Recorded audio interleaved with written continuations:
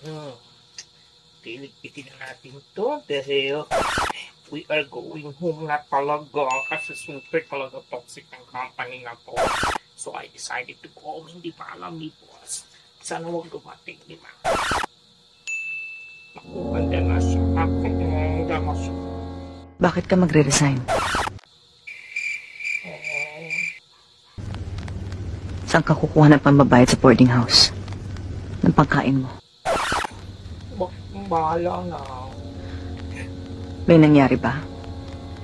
May nakaaway ka ba? Wala naman, boss. Meron ka bang hindi gusto? May gusto ka bang baguhin?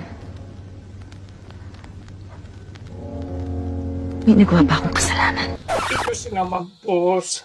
2 years na ako dito sa company. Tapos nalaman ko. Ismusa pala kayo. Maritis kayo ng taon.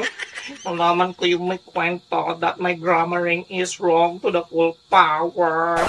Tapos sinabi niyo pa na my English is bako, like Rocky Road, like bako. How dare you? You dare me? I am resignation from the company effectively today, tomorrow, on yesterday. Why?